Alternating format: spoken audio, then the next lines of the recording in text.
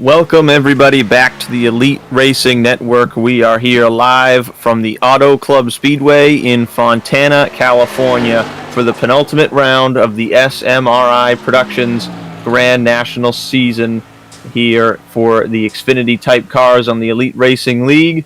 This is the 17th race of an 18-race season, and it is the final race of the second round of the chase as we cut from 9 down to our final 4 drivers who will be fighting for a championship at Atlanta Motor Speedway next week. We were off last week. 2 weeks ago, we were at Bristol, where Tyler Fode picked up the win. And 3 weeks ago, we were at the Phoenix International Raceway, where Nick Massey picked up the win. Those two are already locked into our final 4. We're going to find out which other 2 drivers make it in tonight. But I am Ryan Gable, and alongside me is Jordan Owens. And we raced here at Auto Club Fontana, California, earlier in the season for the Cup Series, very early on in their season. But this is the second 2-mile track, with the sister track Michigan being raced at earlier in the season and won by Ethan Barrell. But here at Auto Club, this is going to be a very interesting race. Multiple grooves, I think, is going to play a factor as qualifying has gotten underway here. Jordan, what do you expect out of this one? Yeah, it's the multiple grooves that I think is going to play a big difference from, when we raced in the Cup Series earlier this season, it was basically just, bottom feeder. And with, the new updates, now there's multiple grooves, and it looked like the high lane even might be the fastest way around from what I was watching in practice. So, should make for an exciting race. Yeah, I just clicked through quickly a bunch of lines. Some guys have got it glued to the bottom. Some guys, like we see Chad Frankenfield here in a new good-looking paint scheme, he's running sort of the second, third groove-ish. So we've got guys in the middle, we've got guys on the top, we got guys all over the place. Also notice Ethan Barrell just ran the fastest lap so far, a 41.783, and he ran that on his second lap. So these guys may be using both laps of qualifying to their advantage to get a good run here to the checkered flag. So Barrell, a 7.83. The fastest man in practice was Damian Leininger, only 1/1000th of a second faster than Ethan Barrell, who was second fastest in practice. Damian Leininger ran a 41.716 is the quickest time we had in practice. So a 7.83 right now by Barrell, standing with 50 seconds to go in qualifying. Looks like about a 30-car field tonight, and this is the FMX 160. Want to give a quick shout-out to FMX. They are a leading provider of facilities and maintenance management solutions that help organizations accelerate operational excellence. Their CMMS software enables you to streamline processes, increase asset productivity, and turn actionable insights into meaningful results. So make sure to check them out at gofmx.com. As we run through the end of qualifying here, it is still Ethan Barrell on top, but a lot of guys clocking in times here as they waited till the last second to run a qualifying lap. But Damian Leininger currently sitting 20th on the leaderboard. Going to see, looks like he ran both his laps already too, so that's all he's got. Leininger fastest in practice, qualifying 20th. But Ethan Barrell is on the pole for the FMX 160. Yeah, Leininger's got to be disappointed with that qualifying run after showing such pace in practice. Yeah, definitely tough bid there for Damian Leininger, who comes into this race a contender for the Championship 4. He is 7th out of the 9 drivers in contention here to make the Final 4. Like I said earlier, Tyler Fode, the guy who has been unstoppable here in this series this season in the SMRI Productions Grand National Series. Tyler Fode's just been unstoppable. Picked up another win in the most recent race 2 weeks ago, and I just don't know when he's going to stop. He's just been absolutely unstoppable. I mean, 18 starts, 18 top 10s, and those 2 races he didn't finish in the top 5 were 6th-place finishes. That's a stat we've been shocked about for 10 weeks now, and he's been able to hold it almost to the end of the season here. But Fode qualified in 8th tonight, so he's going to have to pick up some spots if he wants to continue that top 6 streak that he has held since the beginning of the season. And his average finish, 2.61. Going to have to see if he can bring that down a little lower. He's going to need to finish first or second, so it's a tough deal. It's definitely about as close to a perfect season as you can get. Yeah, I don't know how you could do much better. It's really incredible what Fody has been able to do here this season. But Ethan Barrell on the pole. Starting second is your winner from Phoenix, Nick Massey, a guy already qualified into the Final Four. Starting third, a guy who's really picked up the pace the last couple of weeks, and it's been noticeable that Michael Daniel Martinez has been putting together some really strong runs. He qualifies third, Brian Blauman fourth, Chris Wright fifth. Look at Richard Hines qualifying in the sixth position. Great start for the 87 team there. And you can look through the rest of your starting grid on your screen here as we'll scroll through there. But this is an 80-lap, 160-mile race. Usually when we're on the mile and a half, the races are 150 miles is the typical length. So this one just a skosh longer, but it is quite a bit faster and bigger, this racetrack. So we'll have to see how this race goes. I expect clean racing, but you never know here at Auto Club. Yeah, I kind of expect us to maybe have, if we're going to have a caution, it's going to be early or during a pit cycle. Because if they can get spread out, California's Auto Club's pretty known for having decent long runs. Yeah, I agree with you there. I think this race, I would be surprised if it maybe went caution-free, but it's definitely not going to be a caution fest like you'll see at short tracks and such. So I hope that we can get some good long runs in this one. But 80 laps, if this does go green for a while, you would expect the guys to split the race in half, although tire fall-off is pretty severe here. Yeah, and it'll be interesting to see how the tire wear is depending on what line you're running, too. So that'll be something to look towards, once we get 15, 20 laps into a run. Absolutely. We'll have to see how it goes here for sure. But Ethan Barrell, the guy who won the only other 2-mile race this season on the pole, looking to sweep the 2-milers. He won at Michigan back in February. He's going to lead the field to the green flag for the FMX 160 from Auto Club Speedway. And he is out to an early lead. Michael Daniel Martinez with a good jump as well on the inside, followed Barrell right up through past Nick Massey, who falls to third. Martinez not in the playoffs. Neither is Ethan Barrell. Looks like we've got a good scramble here for third place. Nick Massey's trying to get under Brian Blauman. You see these guys fanned out using multiple lines, but Barrell and Martinez both about 3 grooves from the bottom, so they're not exactly running up against the fence there, but definitely not on the lower lines. So running right in the middle there, but throughout the field you got guys trying to look around for all sorts of different lines on this racetrack. Nick Massey trying to work the bottom. Jared Rexing working up on that very top groove in the 10 car. Gets up nice and close to the wall, gets a good run trying to clear Massey, who has been stuck on the bottom, which does not seem like the place to be. He lost quite a few spots there in the opening lap. Now Rexing to the bottom, just like that, from running the top to running right on the white line. Trying to get his nose under Blauman, not going to make it work, but the gaggle of cars down the front straightaway. Yeah, further back in the pack, they're still fanning out 3, 4 wide. Right now is the time to get positions. That's why the field's so close together. Man, look at this front three. 3 different lines. Barrell in the middle, Blauman on the bottom, Michael Daniel Martinez up on the fence. Blauman slides up in front of Rexing. That was a sketchy move, and Rexing did not make a move or nothing. He just kept it on the back bumper of Blauman, probably trying to send him a bit of a message there. Not too happy with the slide job that Blauman just pulled, but Blauman is in a really tough situation here. Well out of the points race. Right now, 9th out of 9 in the playoffs, looking to get into that top 4. And that 29 car running third, winless this season, but he has been a contender in a couple of races, that is for sure. That's a fast number 29 Chevy.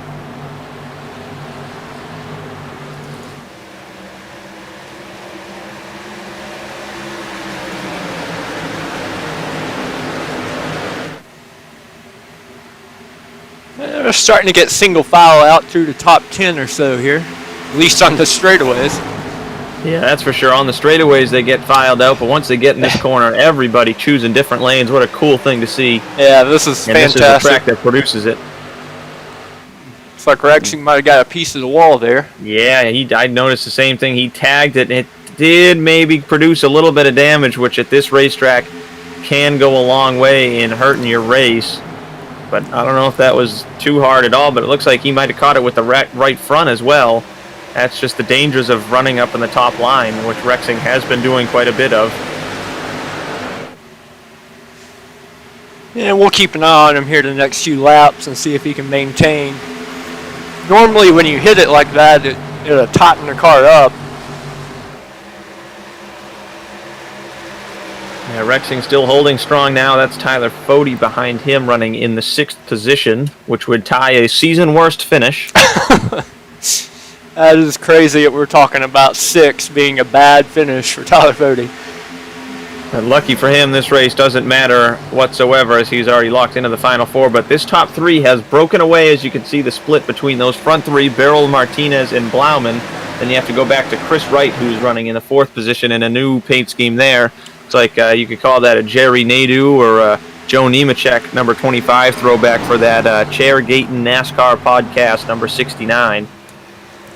Chris Wright came into this race in that top 4. He's the best of the guys that haven't won, and he's having a strong run right now, trying to sneak into this Final 4. As battle for the lead is on, here comes Martinez to the inside of Beryl. Great run, and Beryl's going to let him go into turn number 1. That was a power move there. An incredible run out of turn 4, and Beryl lifted early and gave it to him. Michael Daniel Martinez with a very impressive run into the lead. This might be the first couple of laps he's led in this season, if I'm not mistaken, unless he maybe led a couple at one of the restrictor plate races. But Martinez showing some real strength here in the early stages. We'll have to see if he's able to keep those tires on him, though, because this could turn into a long run as this field begins to spread out. Well, he definitely led that lap, so that's 1 at least. Yeah, and that is officially his first lap lead of this entire season. He came into this race with just a pair of top 10s, actually only a pair or 3 top 15 finishes. He had a 4th at Charlotte a couple weeks ago in that 300-mile race. And he also picked up a 6th place finish at Talladega. But this is a really impressive start to this race for Martinez. We'll have to see if he can hold on to it for the long run as Beryl is fighting back on the inside. Not trying to let Martinez lead too many laps. Yeah, this is fantastic racing, being able to use multiple lines. I mean, the top 3 have been using a different lane in every single turn. Beryl not quite clear. Martinez is going to have a good run down the back. Beryl not going to try too aggressive to side draft Martinez down the back. Martinez is clear. Oh, we got a crash in the back of the field. One car toward the inside wall, Michael Goodman, but the caution not flying yet, and I don't think it will. He stayed way off the racetrack, but he is destroyed. Michael Goodman's 44 car is totaled. I think it started with Josh Personette. I kind of called it in the background here. Here's the Stay Tuned Sports replay. Yeah, Personette was also involved. Ooh, looks like he lost it out of turn 2 and never could gather it back up. And Michael Goodman, nowhere to go, got sent head-on into the inside wall. No caution. We stay green for that incident toward the tail of the field. The battle for the lead still on. Martinez still holding the top line as Beryl has not been able to clear him on the bottom. These guys, what they're doing here is only hurting themselves because look who's coming. Tyler Fode and Chris Wright in the 5th and 4th position have reeled in that what was a top 3 breakaway, and now it has become a 5-car breakaway almost. Yeah, they're definitely catching them.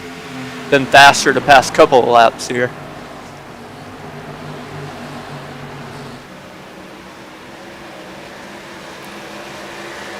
Now Beryl falling into the clutches of Brian Blauman.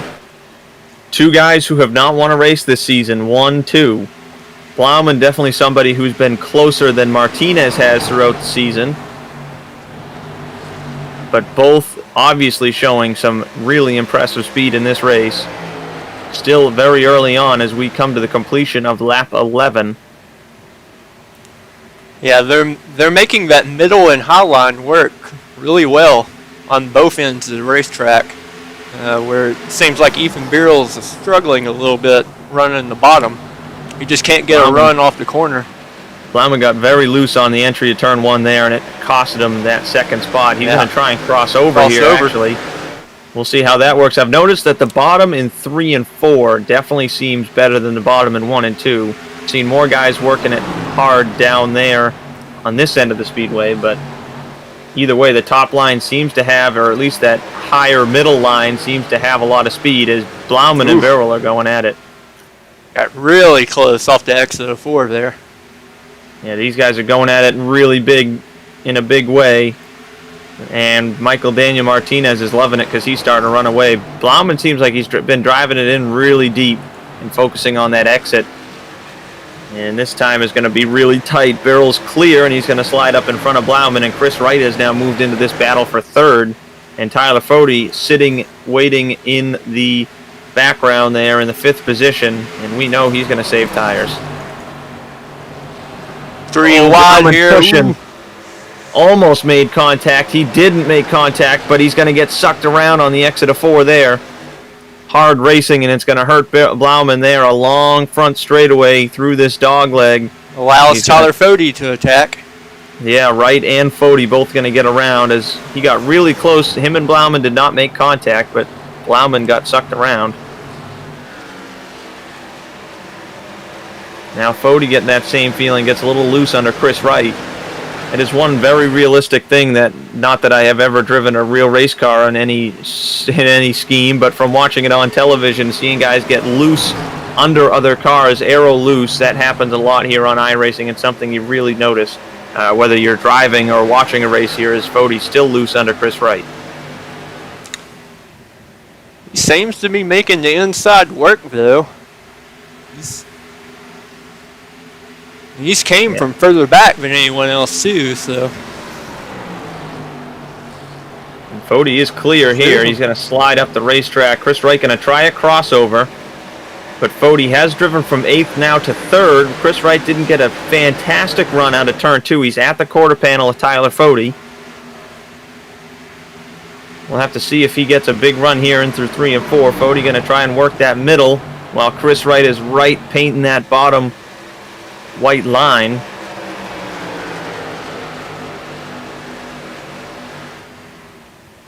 Fode with a solid run. He might be clear before we get to turn 1, as he has the tow from Martinez and Beryl. And Fode is clear. He drives it in extra deep to make sure. And now we are back single file for the first 5 positions, and then it's a bit of a gap back to Chad Frankenfield. But with all this battling, it has closed that 6th place on back battle up a little closer to the front as we got a battle for the lead now. Beryl to the inside of Martinez. He is clear, and is he going to slide up in front? Yes, he will. Power move there by Beryl. Yeah. Martinez got a better exit, but I don't think he can do anything with it. No, he's going to just push Beryl down the front straightaway. We got Chad Frankenfield and Tate Lotto joining the party, too. Yeah, just about everybody has joined the party. Here too. Everybody has kind of brought it into equal gaps all the way back to about Josh Adams, and there's about a 0.6 of a second gap from Adams back to the next car, Josh Clark. But now Fode working on 2nd place. He's making his charge to the front. Started 8th. Now looking for 2nd on Michael Daniel Martinez. Working the bottom through 3 and 4. He is clear. Tyler Fode to 2nd. Chris Wright's got under Martinez here. You have to wonder if maybe, Dan Martinez has burned up his tires a little bit here. Yeah, one thing I have noticed is that these guys up in this front 3, or that were in the front 3 originally, spent a lot of time side by side battling, while Tyler Fode only took advantage of guys when it was really lopsided in his favor. He only spent a lap or 2 next to somebody at most. When we saw him battle Chris Wright, that's probably the longest time he spent next to somebody, Other than that, he was just picking guys off with big runs, and he wasn't spending a lot of time sliding under people or crossing over or slide jobs. Tyler Fode, I think, is taking good care of these tires while still driving up through the field.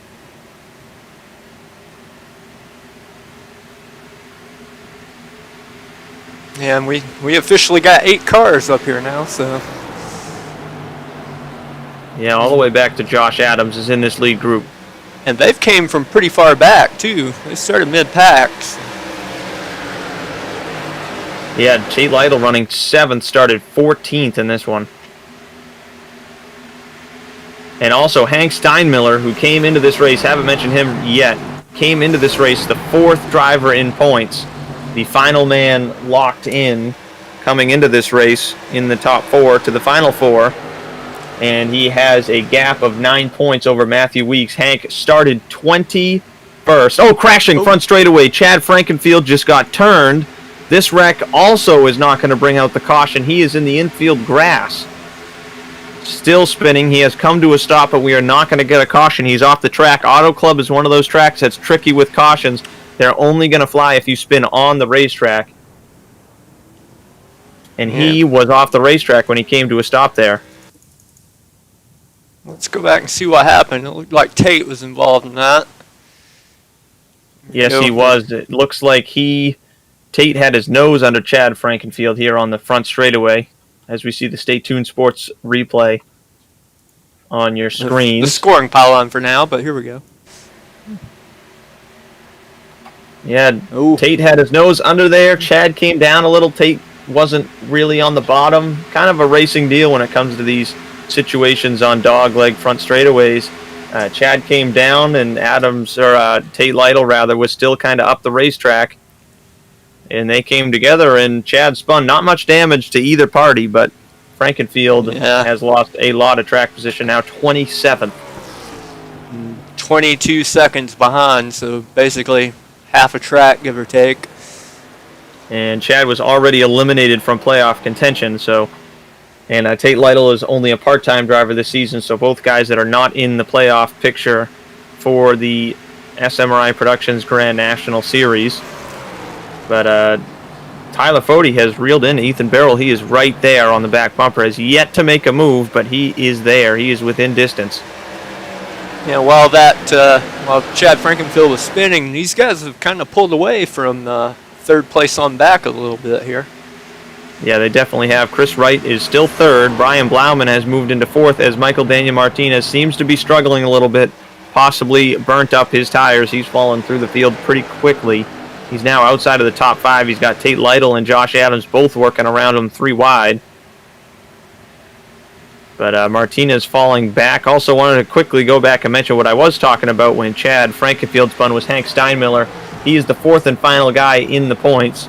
9 points ahead of Matthew Weeks, who currently runs 18th. And Hank started 21st and has driven his way to 8th. So a solid run for Hank, doing what he needs to do to stay in the top 4 in points. Because as we run at this very moment, if Ethan Barrell wins, he's not in the playoffs, so that wouldn't matter.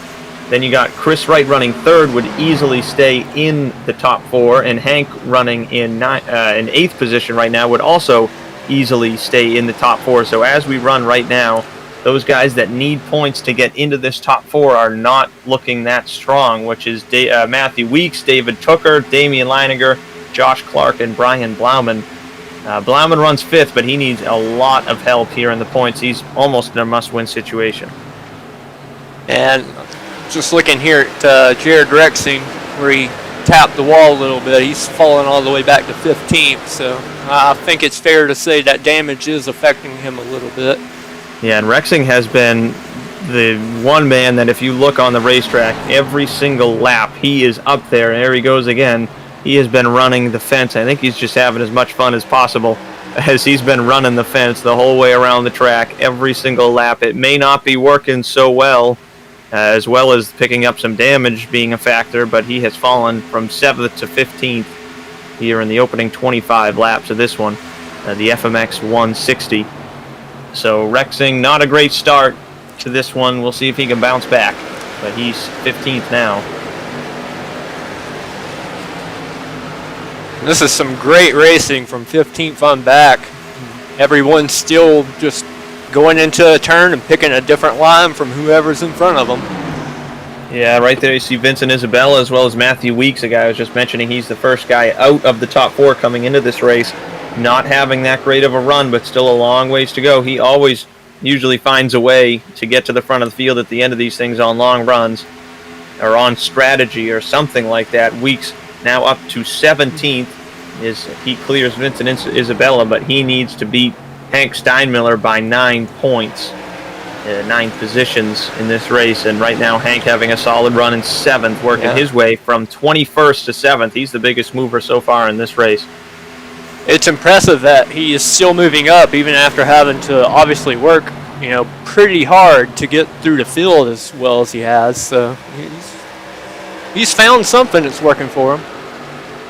Yeah, that is for sure. That 63 car looking fast as he creeps up on Brian Blauman.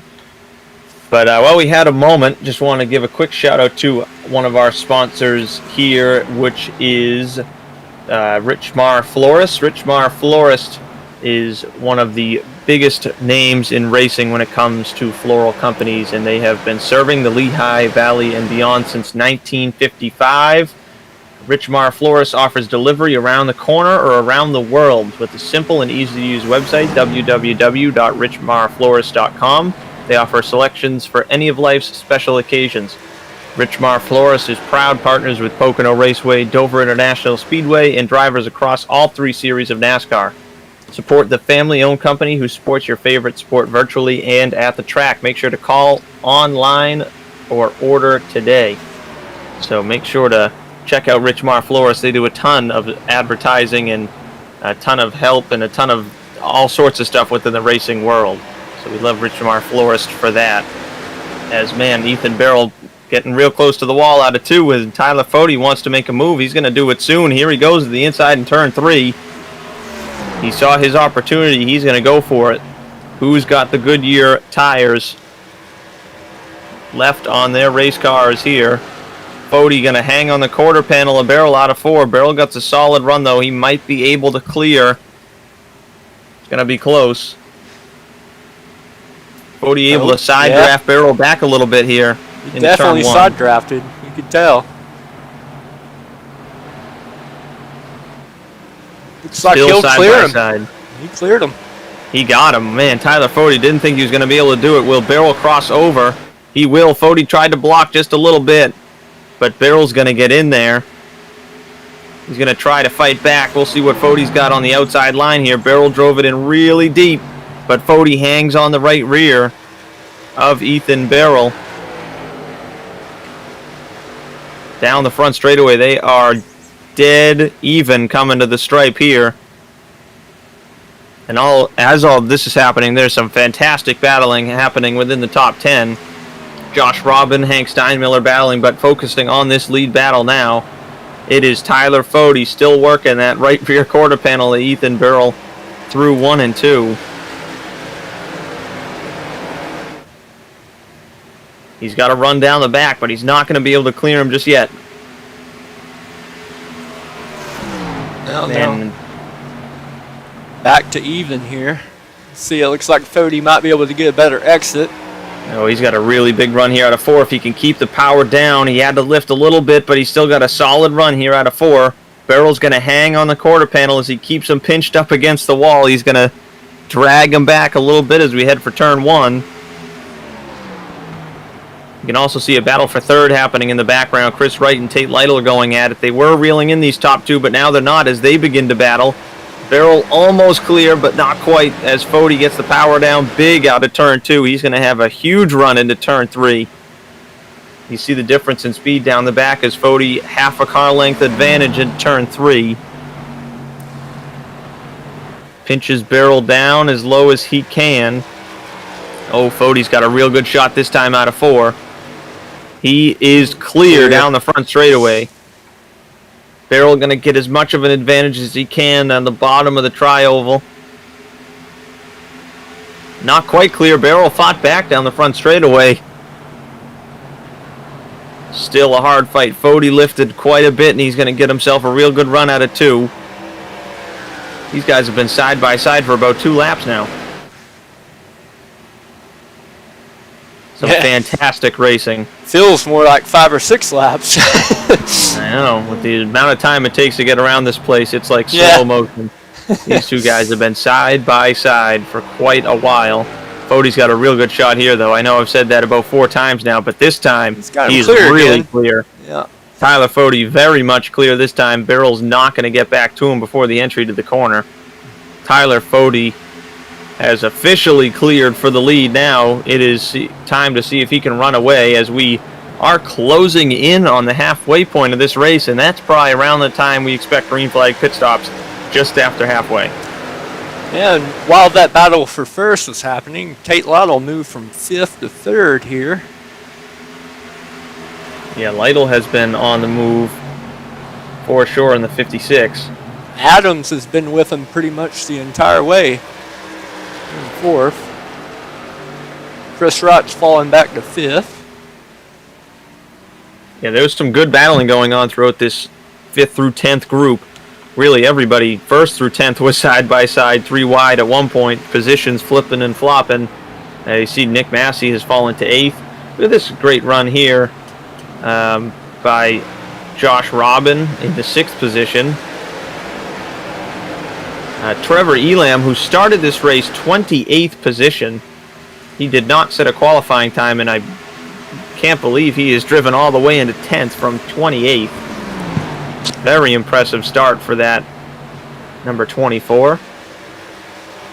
He's got a good run on Brian Blauman here, too, to maybe look for 9th. He got very loose through 3 and 4 on that bottom line. He lost a lot of the momentum he might have had, but looks like he's got some good speed behind that Chevrolet.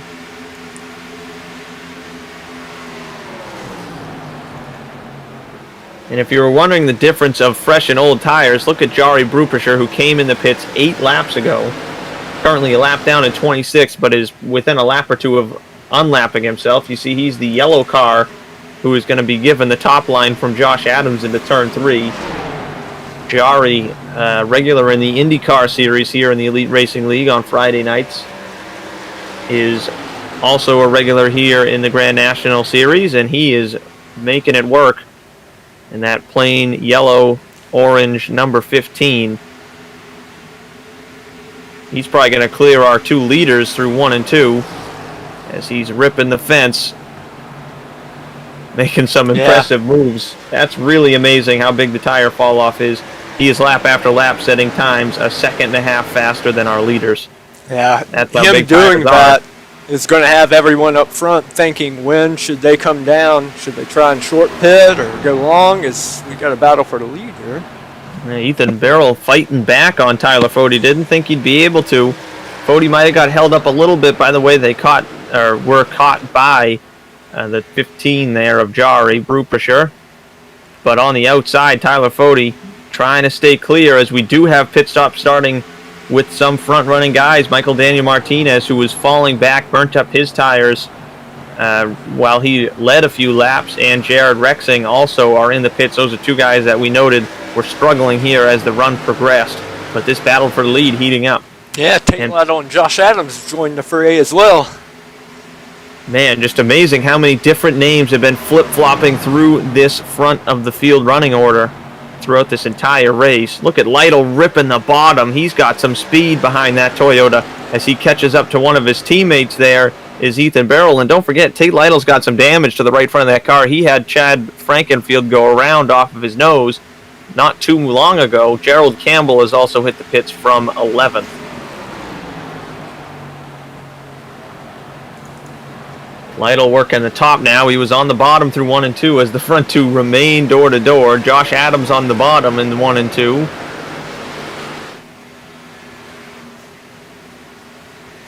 Oh man, Tate Lytle's going to take it 3 wide to the bottom. He's been loving that bottom in 3 and 4. He's been able to carve that corner really well. Oh, he slid up a little bit. It's going to cost him on exit here, but a really good effort from the 56. He still gets a solid run. He's going to be clear into 3rd unless Adams gets a big run here. He's not going to be able to block that run from Josh Adams. Tyler Fode is clear into the lead, but Tate Lytle has got quite a bit of speed on this long run. in the 56 Days Gone By Vintage Racing Apparel Toyota. And Oh, he's getting really sideways out of 2, though. Josh Adams is obviously very good on the long run, too, to have driven up here with him. Lytle drives it in deep. He's been running really well on the bottom of 3 and 4. Oh, Adams, though, with a big crossover. Lytle seems to be struggling now. Maybe he has kind of crossed his peak and burnt up those tires a little bit. He's gotten them hot. He's been sliding it out of every corner the last lap or 2. So his tires temperature might be a little bit high right now. He's sliding it around a little bit. Josh Adams, though, trying to work to the bottom for 3rd.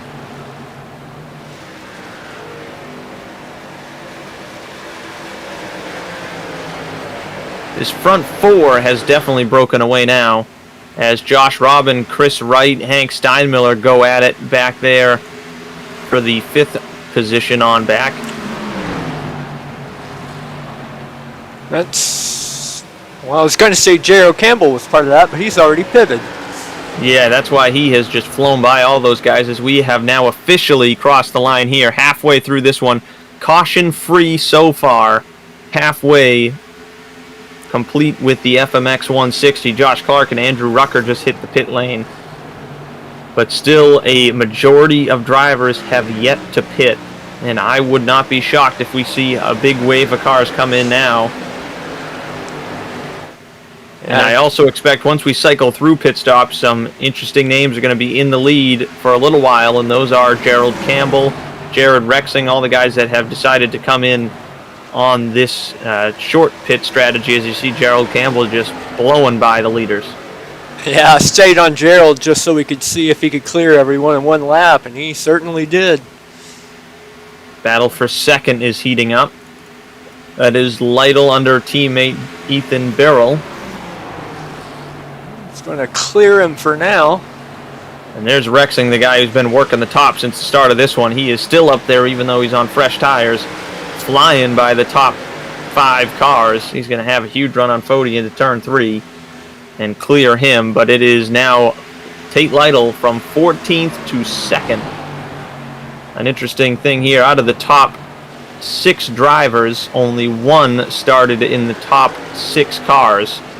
As, into the pits comes Ethan Birrell and Josh Adams, the first 2 guys from the top 5 of this race to pit. Also, Brian Blauman and Matthew Weeks are in. So a whole bunch of guys have hit the pit lane.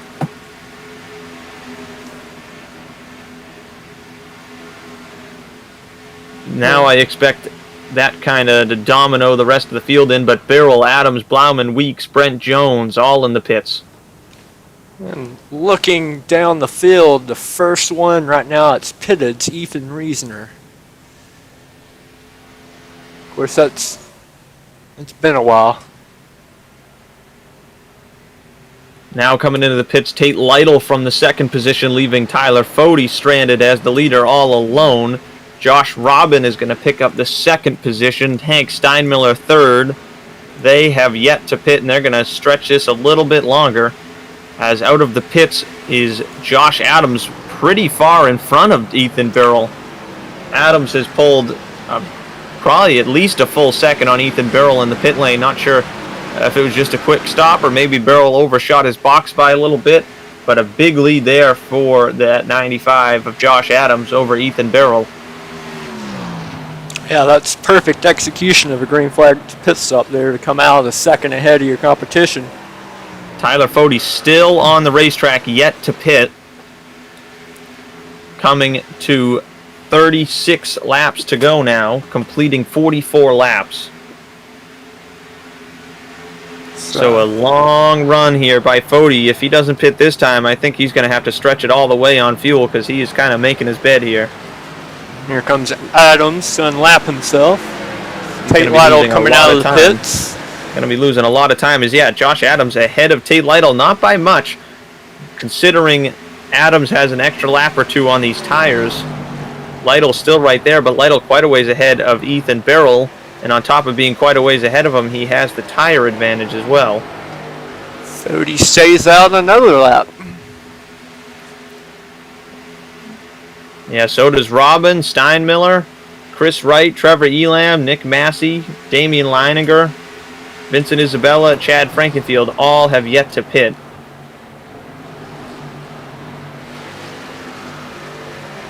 And it's just looking at timing and scoring, after Chad Frankenfield's spin, he's actually only lost about 2 seconds from the leader, so his car is not really that damaged. If he can just catch a break with a caution or something, he could get back in this. Yeah, he has lost track position, but definitely not too damaged. That is for sure. Tyler Fode, though, was diving down to pit road. He made a very early commitment. He's playing it extra safe, trying to make sure he gets to pit road safely, and the rest of the field is following behind him, including his teammate Hank Steinmiller. Ooh, he did play it safe, but he tried to coast as long as he could. He got a little squirrely there, but everybody in the pits now, except for Chris Wright and Nick Massey, are now the last 2 cars yet to pit in this race, as these guys stretched it 47 laps. Let's see. Tyler Fode overdrove his box by a mile. He's going to have to back way up. A disastrous stop here by Tyler Fode. He was going pretty fast. I quickly looked back at his speed. He was doing over 65 miles an hour when he hit the pit lane. Not sure if he'll get a penalty for that. Sometimes you can get away with it, but I think he does have a penalty. Tyler Fode is still sitting in his pit box, most likely a speeding penalty for race leader Tyler Fode, as he remains in his box. Chris Wright and Nick Massey are now in the pit lane. That is the final 2, but a disaster for Tyler Fode, trying to keep the streak alive in a long green flag race. One little mistake may have just buried his grave, but Tyler Fode in big trouble in the pit lane. Yeah, and you can see he's still in his pit box. That is most likely that 20, I think it's a 25-plus second hold you get if you speed. And he sped on entry, so there he goes, now rolling. That's going to cost him possibly a full lap once this cycles through. So Tyler Fode is desperately in need of some cautions, but luckily for him, all things thrown aside when it comes to his statistics and his great average finish, he is already locked into that Final 4, and that is all that matters really, is when it comes down to next week's championship finale, he is in great position there. So make that one mistake all season, hopefully, that he's made in this race, and save next week for the perfect race, as Tyler Fode is in big trouble, though, tonight. Oh, we got a car in the grass down there. It looked like that was Damian Leininger. I thought so. Heavy left side damage, and he is now in the pit lane. He had just pitted, and now that car is hurt. He might be parking it for the night. The 12 car is hurt. Let's try and see if we can see what happened. He self-spun out of turn 4 and caught the inside wall on pit entry. Ooh, yeah, I got it here. Went for quite a wild ride. Yeah. Let's see, he was behind Chad Frankenfield, but it was all on his own. Here we go. He just got loose. He does clobber this wall. Yeah, and then he catches a little bit of a spot there that flings him almost back all the way onto the track, which would have triggered a caution, but again, never left the grass, so caution was not triggered by iRacing's automatic caution system. Leininger out of this race, though. He has left the session rather quickly, as now that we have cycled through pit stops, your race leader is Gerald Campbell, although he has tires that are 5 laps older than second place running Josh Adams, who is only 2.5 seconds behind Mr. Gerald Campbell. Yeah, and I was watching here on timing and scoring, and Adams and Lytle have already passed Rexing. Beerle's just passing him. Rexing was originally second, so you can just see the field fresher tires definitely paying off here. Yeah, only a few laps fresher. Rexing's tires are 1 lap older than Gerald Campbell's, who's leading. If that tells you something, it's only going to be a matter of a couple laps here before Adams, Lytle, and Beryl make their way to lead. But that set of pit stops definitely strung out the field. We were rather grouped up rather tight throughout that entire first half of the race. But now that pit stops have happened, it is pretty big separation between basically every single position in this field. But the only major mistakes that I saw during that round of pit stops was Tyler Fode in his speeding penalty. Caution flag. Caution is out. Vincent Isabella out of turn 2 has spun, and that is huge for Gerald Campbell, who now inherits the lead as the short pit strategy pays off in a big way for all those guys that short pitted. There's the Stay Tuned Sports replay. And it's going to be a self-spin out of turn 2.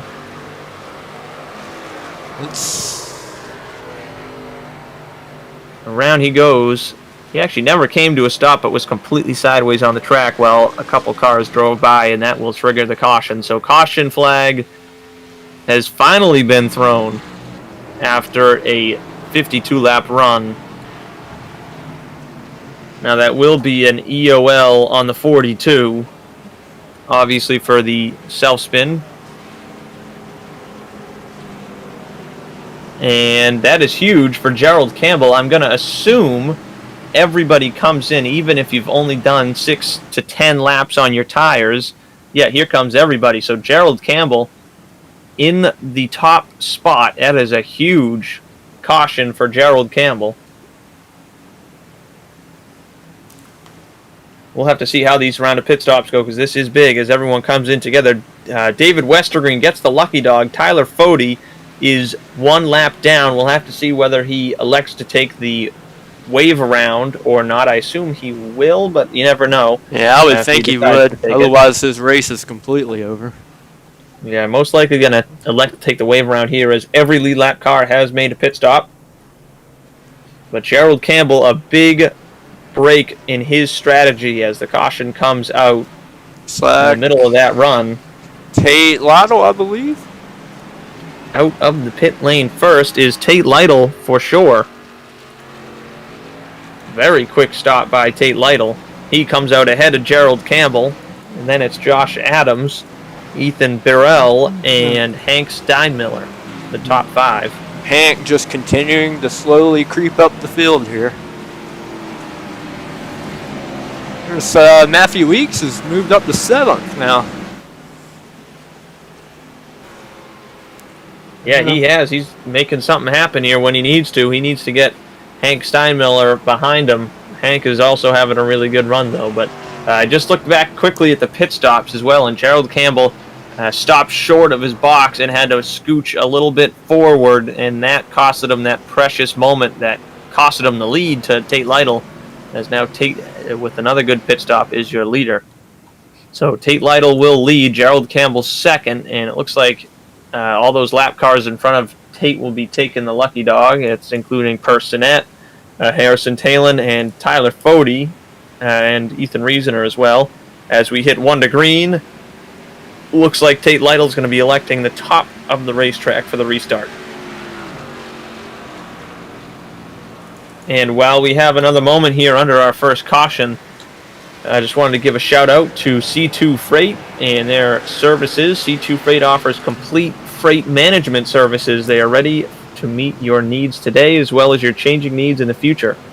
With thousands of qualified carriers in their database, they're capable of handling shipping for every type of goods, from perishable foods to office equipment.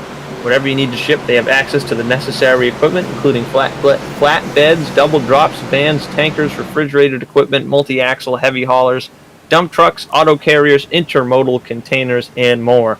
So make sure to contact C2 Freight for your freight management needs. Also, another shout out to SMRI Productions. SMRI is an independent record label and media company that exists at the intersection of creation, media, and technology. They focus on delivering comprehensive digital content with organic media for all of your digital needs, and they also provide multiple avenues of content consumption, making sure that you're always in control. As a content provider, SMRI offers a unique, ever-growing catalog to fit your needs for any bespoke media desire. So we got to thank SMRI for sponsoring the Grand National Series here on the Elite Racing League as we are back underway. Green flag for Tate Lytle, who gets a good jump on the top and is clear with his teammate Ethan Burrell behind him as everybody fans out into turn 1. I imagine this is going to be a couple of action-packed laps here with the field bunched back up. Tate's really loose. He got on that seam on the bottom of the track. You can see that seam where the... Oh, huge crash in the back. Jari Brubacher is in the wall, and we got at least half a dozen cars piling up on the back straightaway. including Jared Rexing and more. We'll have to take a look at that one. But Jari Brubacher was up in the top 10 after getting lucky with a short pit strategy. He pitted well before anybody else did, and he got caught up in an accident here. We'll have to look at the Stay Tuned Sports replay. Just from what I can tell here initially, it does start with him. Here we go in the middle, like 1 and 2. He and the 24 of Trevor Elam are going to come together here. Jari didn't wash up the track as much as Trevor expected him to, and he came up into him. Ooh, Clark, Massey. Oh, and they pile up behind him. Rucker. Yeah, Josh Clark with damage. That's a playoff contender. Also, they piled up a little bit with Jared Rexing behind them in the stack-up.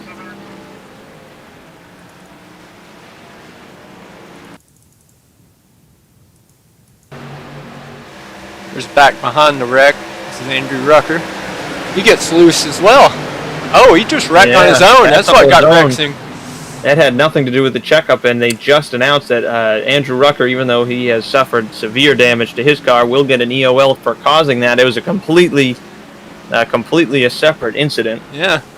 As he got loose, a lot of guys were getting loose there on the cold tires. If you're running on those seams in a weird way, it snaps you around. So Andrew Rucker spun there and collected a couple more cars in a separate incident. But here we go. Cautions breed cautions. And Tate Lytle holds the lead. He almost lost it out of turn 2. Tate Lytle did, and Ethan Barrell was getting ready to pounce and possibly take the lead. But the caution flag out again from the Auto Club Speedway. And we'll take this moment to pop over to a commercial break real quick with Richmar Florist. Richmar Florist makes every day a special day, from weddings and large events to that little something for any occasion. Richmar Florist has the perfect floral expression, and they're open online 24/7 at richmarflorist.com. Everywhere, every day. Richmar's 2 retail locations offer a fantastic selection of floral creations, gifts, and home decor. Book your free consultation in our showroom for your special event needs, and visit us online at richmarflorist.com today. Yeah, got to thank Richmar Flores again for coming on board. Also, we know Erska races on Monday nights right after we do, and if I'm not mistaken, are they at Lernerville tonight? Yeah, it's going to be a little chaotic. We're doing some dirt racing tonight.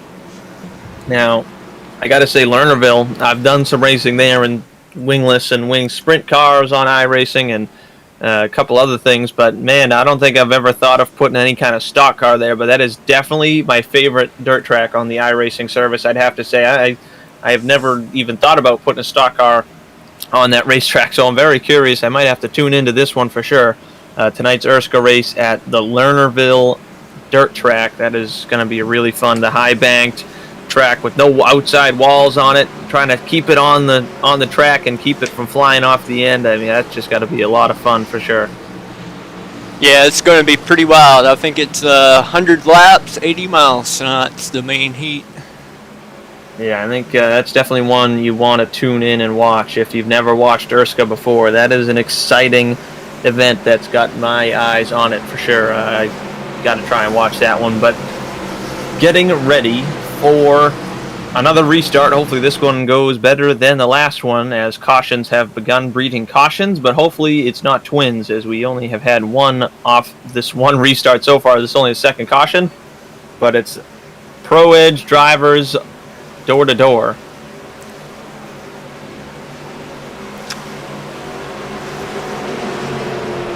Oh, it's worth noting Tyler Fode's back on the lead lap here now, so up to 20th.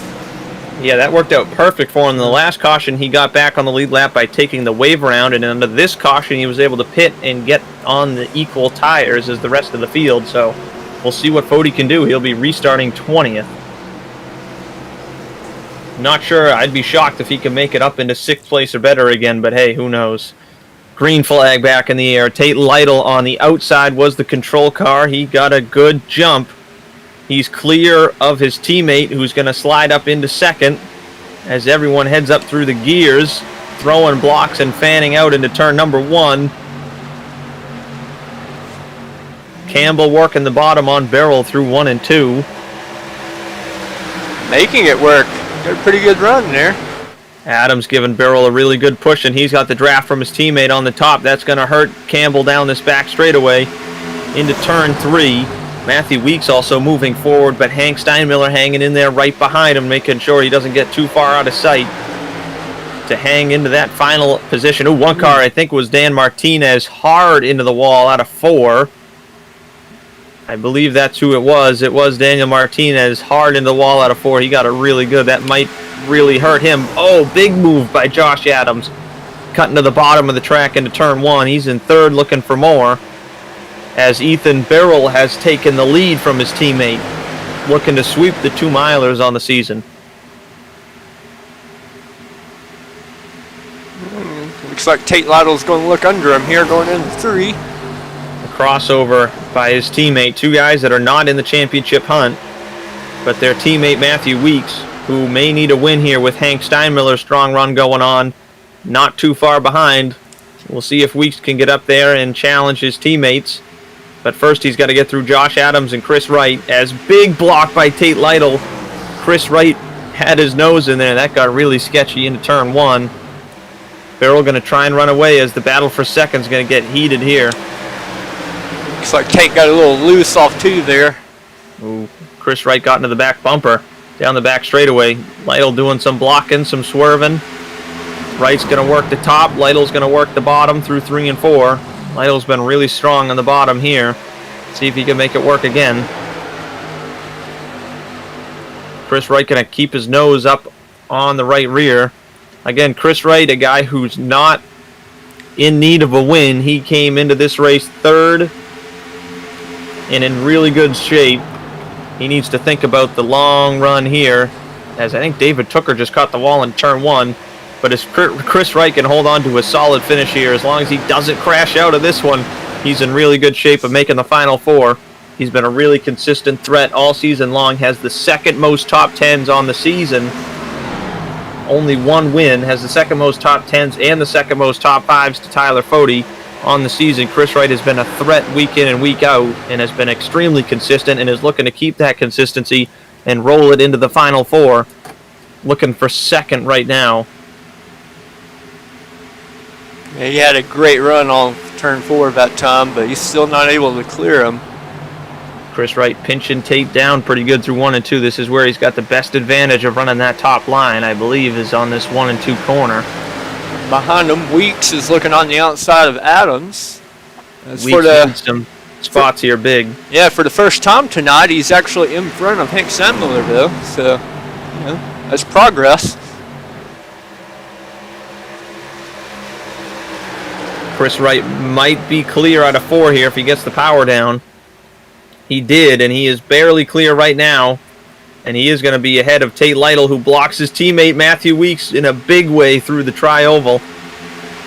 But Chris Wright up into 2nd. Josh Adams with a huge dive bomb into turn 1. He makes it stick, but it's not going to work out, as Chris Wright's going to get a huge run here out of 2. But Adams slides into 3rd. What a move by the 95. I think he just went from 5th to 3rd in 1 set of corners. Lytle gives him a shot down the back straightaway to the right rear.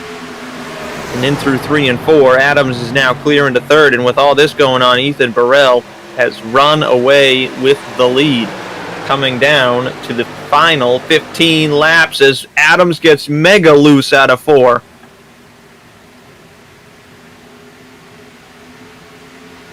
Now there's a freight train of cars going by Adams on the bottom. Lytle, Weeks, Gerald Campbell still in the fight. Brian Blauman. Weeks up to 4th now.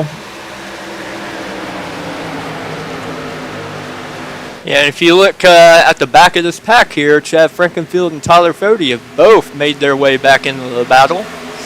Fode restarted 20th, now 12th at the tail of this freight train of battling cars. Yeah, and Chad Frankenfield as well. He is up to 10th.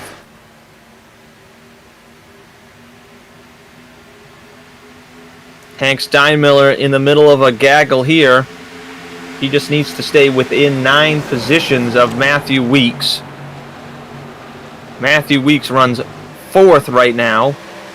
And Hank is in a really heated battle trying to hold on to everything he can, running 7th at the moment ahead of Brian Blauman, who is in a must-win situation at this point. Blauman running 8th.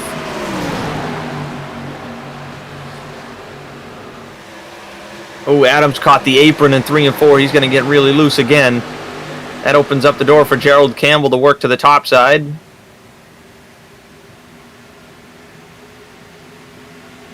Campbell might be clear before they get to turn 1 here. He will be. Gerald Campbell up into the 5th position now. Steinmiller caught the apron there through 1 and 2. Blauman with a bit of a run here down the back straightaway. He's going to have an easy shot at him into 3.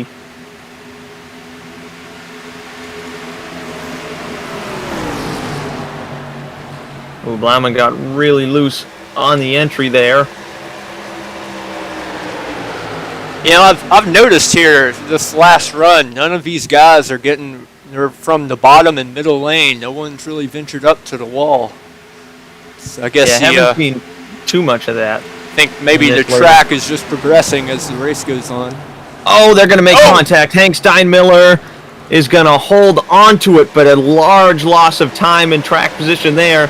He and Brian Blauman got together into turn 1, and Hank just stomped on the brakes and kept it out of the wall and kept that car from getting any severe damage. But he has fallen well to the back of the field, and now that puts a big pressure on Matthew Weeks to make up positions here, because this could become a battle of every point and position. So I'm doing my math. Hank Steinmiller's fallen back. 13th and 4th, there's your 9 points. Oh, man.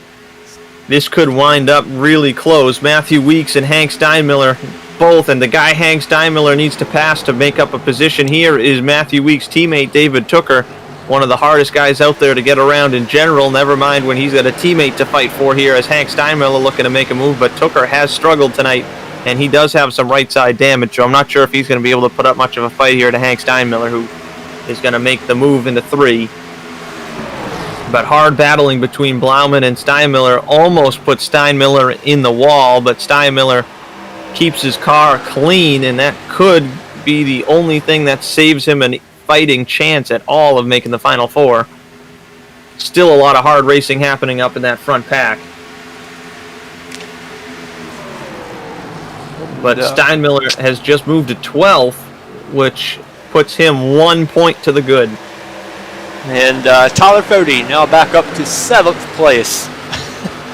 Well, hey, maybe he will finish in the top 5. Who knows at this rate? The run continues. Even all the green flag stop penalties we tried to give him, he's still up there. So Hank Steinmiller into 12th position. That's the man we're going to have to keep an eye on here as we reach 10 laps remaining. Can Matthew Weeks pick up 1 position on the field? He's got Chris Wright in front of him, who also is racing for points, but is in a much safer position here compared to everybody else, compared to Hank and Weeks. Chris Wright in a really good point position, plus he's running in 3rd right now. Best of any playoff driver in the field is Chris Wright.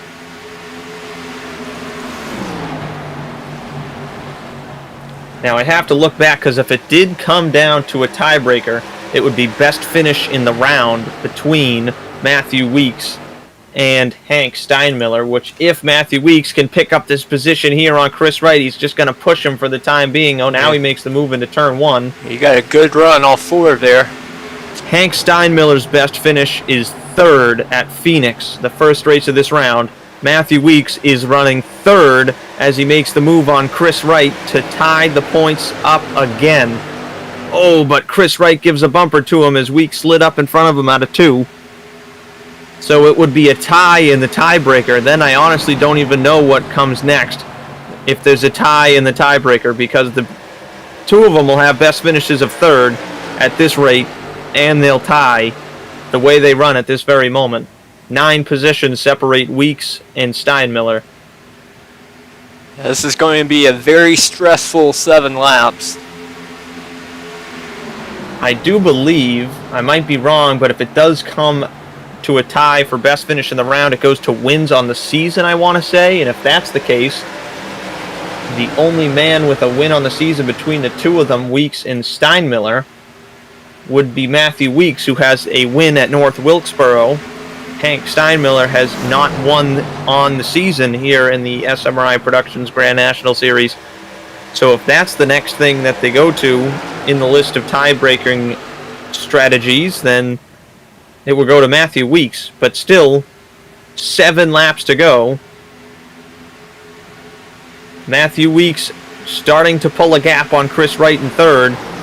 And we know one guy who's going to be fighting hard to help his teammate Hank Steinmiller is Tyler Fode, who is on the outside of Josh Adams. He wants to get up there and try to pick off Matthew Weeks for that position and get his teammate solidly into this Final Four.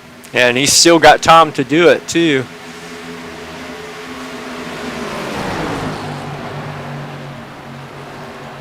Back here, Hank Steinmiller's racing with Vincent Isabella right now.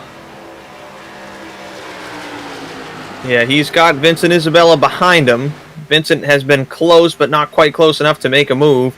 Tyler Fode just got by Josh Adams and has just moved to the inside of Chris Wright, and battle for the lead is on. Tate Lytle just got under Ethan Birrell for the top spot. He's in a slide up in front of him. 2 guys here just for a win. No points on the line between these 2 drivers. Tate Lytle part-time, Ethan Birrell eliminated after round 1. So Birrell, I guess, is... Oh, man, they're going to get into it. Oh, Birrell and Lytle contact, and they both hang onto it, and they remain side by side. Tyler Fode has just moved up to 4th. He's on the back bumper of Weeks.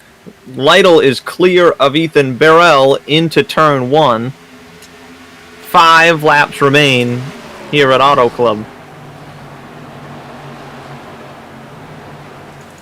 Hank Steinmiller is still keeping Vincent Isabella at bay, but he is too far back of the group in front of him to make anything happen. But there is some really hardcore battling going on, so accidents could happen still.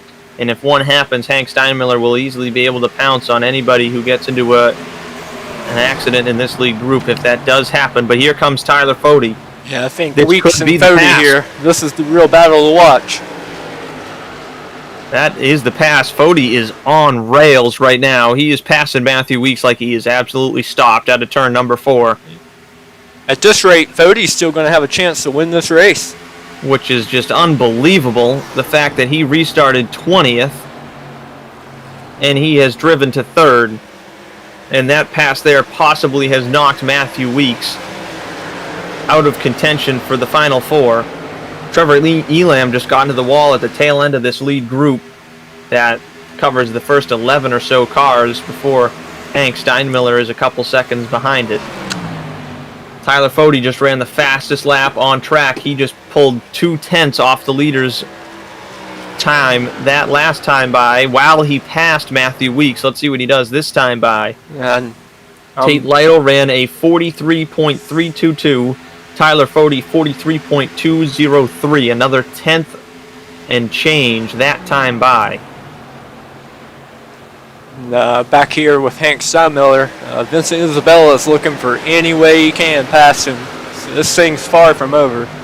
It for sure is. The only thing now, if my math is correct, of course, is if Vincent Isabella passes Hank Steinmiller, then as Weeks runs 4th, they will tie, and then Hank will get the tiebreaker because his 3rd will beat Matthew Weeks' 4th in the best finish of the round. So Hank would still make the Final Four on the tiebreaker, I do believe.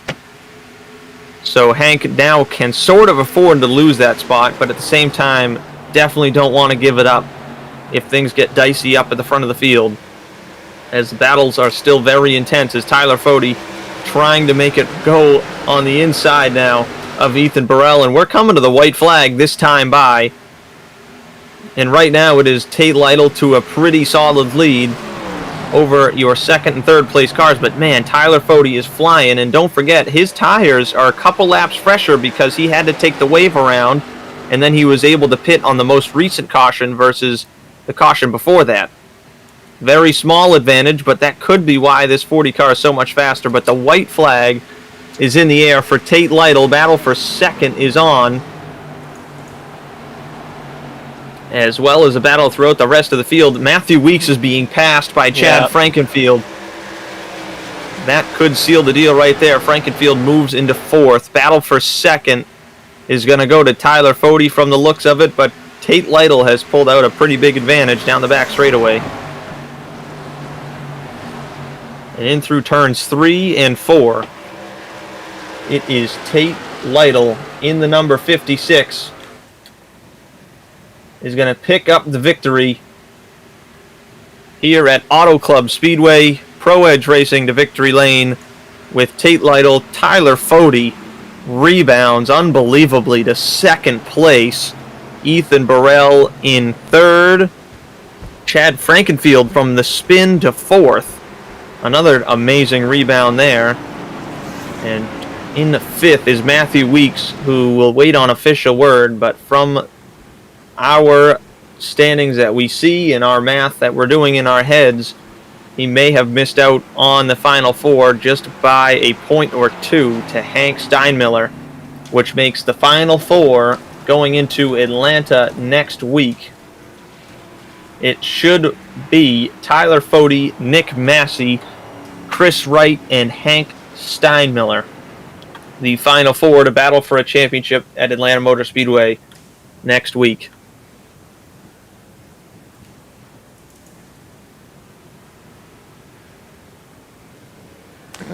Now Tate Lytle's going to burn it down. Yeah, Tate Lytle, great run. Picks up the victory.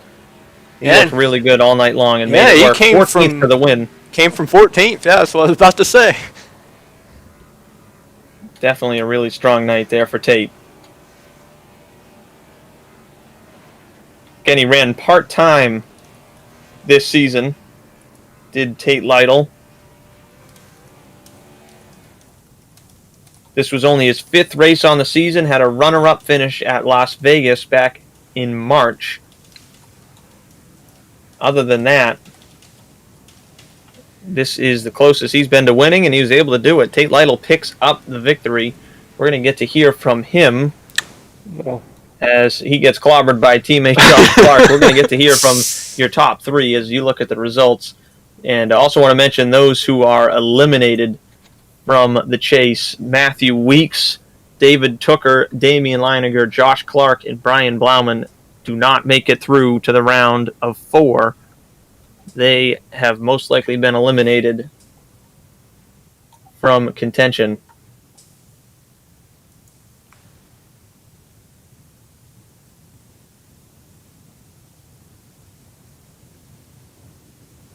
But man, I gotta say, that FMX 160 we just got to witness was quite possibly the best race of the season, in my opinion. That was fantastic racing from start to finish. I mean, multiple groove racing's just, it's so fun to watch. And the fact that these guys were able to just go into, they were running a different lane every single time they went into a turn. It was whatever was open, they took. And it made for some fantastic racing. All right, we're going to get to your third place finisher here, Ethan Burrell. Ethan Burrell, let's try and Gable up in the booth. You got me? Yeah, gotcha. Well, you were not in the championship fight, but you sure put up a good fight in this race. Start on the pole, you were looking for the 2-mile sweep here in this one at Auto Club, and you put on a fantastic show, possibly race of the season tonight, and you were up there for the entirety of it. Just talk us through your night and how awesome that race must have been from the driver's seat, even though you come home third. Yeah, it was a great race. I showed up and had tons of speed, and I seemed to have a knack for these bigger tracks, especially in these cars. So I felt great out there. I knew I wasn't quite the favorite on the longer runs, but car was awesome to drive out there. So now you've found yourself in a position where you're not in the championship fight, and you don't have any teammates in the championship fight either, if I'm not mistaken. Still waiting on some official points. You almost got there with Matthew Weeks. Looks like he's going to come home 2 points shy. But going into Atlanta next week to close out this season, what are your thoughts on how your season as a whole has gone, how your team has performed throughout this entire season? Yeah, it's been a solid season. I ended up getting 1 win earlier at Michigan, and the team's been pretty stout this year. not gonna have any guys in the championship hunt, I don't think. But yeah, I'm excited, man. I'm excited to go to Atlanta. It's a great track for me and some of the guys on the team, so should be a good one. Well, congratulations on a good run, nevertheless. Bringing it home third, got your teammate in victory lane, put up a really great fight all night. And is anyone you want to thank before I let you go?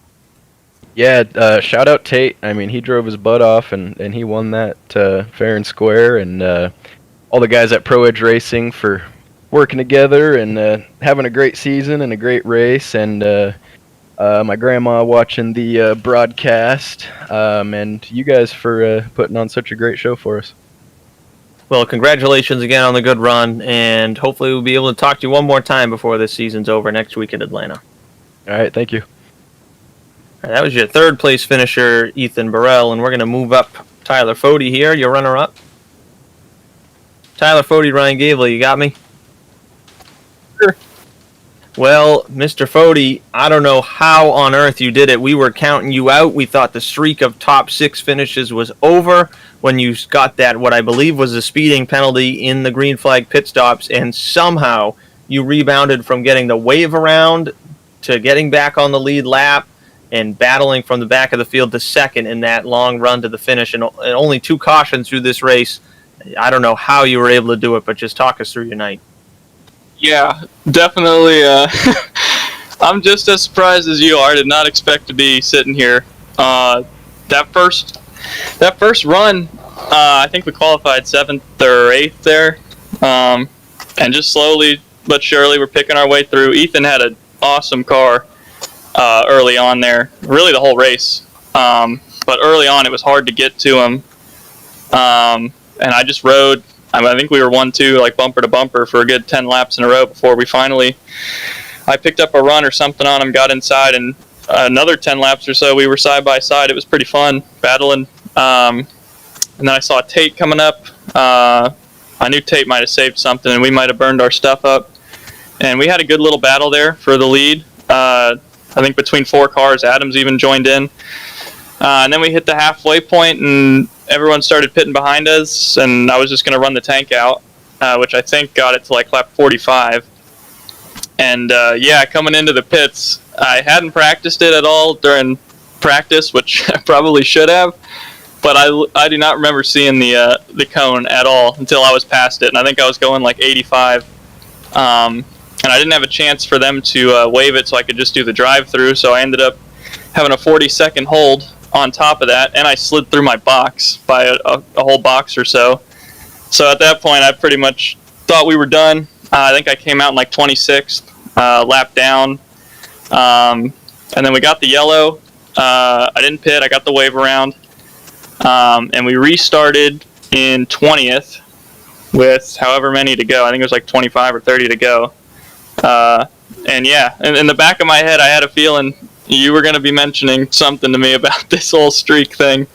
And from that point on, I was determined. I didn't think, I thought maybe we might sneak a top 10 back from 20th, but holy crap, man. I mean, with the moves and the stuff that we had go our way coming through the field, it was unbelievable. When I got up to 5th and 4th and then 3rd, and I saw Tate and Ethan, I thought they were going to wreck each other with 5 to go there. They were touching. And then got Ethan, and I would say 3 laps maybe to get to Tate, and that would have been something, but who knows. It's pretty hard to pass once you get to the front couple cars, and Tate ran an awesome race. So, but yeah, really surprised to be here, happy to be here, and we'll go on to next Monday. Yeah, now next Monday is the important one. That is the finale. You have cruised your way into this Final Four. You won a race in every round, never mind the fact that you won the regular season championship and had huge point advantages all the way through. But now you have yourself and a teammate, Hank Steinmiller, in this Final Four, as it's going to be 4 Chevrolets battling for the championship at Atlanta. What do you think your odds are? You got yourself against Hank Steinmiller, who we know is a guy who can do well on the mile and a half, and 2 really consistent drivers, with Chris Wright, who is second to you in the top 5 and top 10 category, and Nick Massey as well, who has put up a really strong season. I mean, these 4 guys all deserve to be in this Final Four, and how do you think you're going to fare fighting with them at Atlanta next week for the finale? It's up in the air now at this point. We've it's all or nothing. I'm really happy with the season we had. It'd be awesome to top it all off here, but going up against three of the best guys that have been running on these Monday nights, I think we'll be all right. But I mean, I think they'll be all right as well. Massey, right, Hank, all of them on the mile and a half have proven to be top drivers. So I feel good about it, but we'll just have to wait until we get there. Well, congratulations on being up here again in the runner-up position, one spot shy of another win, but nevertheless, you're in the Final Four. So congratulations, and is there anyone you want to shout out before I let you go? Like Norman, guys, tonight, Hank did a great job, I think. A little tangle there in the end, but he managed the points buffer he had and is going championship racing now, so congrats to him. I got to thank Days Gone By for being on the car. It's been a hot rod all season, and now we're going into the Days Gone By championship week, so looking to top that off. I got to thank Blue Egg Marketing also for being on board all season, and you and Jordan here on the Monday nights for putting the show on. Well, congratulations for the runner-up finish. Another fantastic result, and good luck next week in the finale at Atlanta. All right, well, that was a very excited, if you couldn't tell, Tyler Fode had one of the best drives I've seen out on the racetrack, from the back to the front to the back to the front multiple times, multiple mistakes, but he fought through it. And we're going to throw Tate Lytle, your winner, up here. Tate Lytle, it's Ryan Gable. You got me? What's up, Gable? Gable, whatever you say. You can say whatever you want, but got the victory here tonight. Only your fifth race on the season, ran part-time, and you pulled off all you could possibly do here running a part-time schedule is get a victory. And, I mean, you put on a really good race. You and Burrell, I mean, all your teammates ran really strong. And 14th to first, tell us how you did it. Yeah, it was a fun race. It's nice that you can kind of use the whole track now. It's not like you could run the wall necessarily, but you could do it once and get a run on the guy in front of you. But yeah, came in. I got home a lot later than I thought I would and didn't get any practice. So the first laps on the track was for qualifying, and I felt like 14th was not too bad given that. And I think we went up to second or third in that first run, and felt like if it went green, we'd still have a good chance at it. Adams had jumped us on pit road, but I still felt like we were able to save a little better than him. And then with those cautions coming out, and my fake pit crew did a hell of a job on that first caution there, because I think we went from third or fourth up to first on pit road, and that was kind of what saved us. And then that last restart, Ethan, the draft was pretty big. Ethan got by us. And then so did Chris and Josh. And Josh, not sure what happened to Josh, but me and Chris raced side by side, got him, and I didn't know if I was going to have anything for Ethan. I knew I was going to have to hit every corner just right and just try and get a run off the corner and use that draft to my advantage. And yeah, got by him and was able to get the checkered flag. Yeah, you put on a clinic there in the end after you got to the front of the field, but learning as the race went on always helps out, and you definitely got there, and you put on a great show. But only a part-time driver. Of course, points aren't in your thoughts really, so not much mattered to you when it came to who was doing what, but you got it done, pulled off the victory first of the season. Now, I don't know if we're going to see you next week in any of the finale races, but overall, you put out some good results throughout the season. Is there anyone you want to thank before I let you go? Yeah, obviously Brent Wentz, Days Gone By.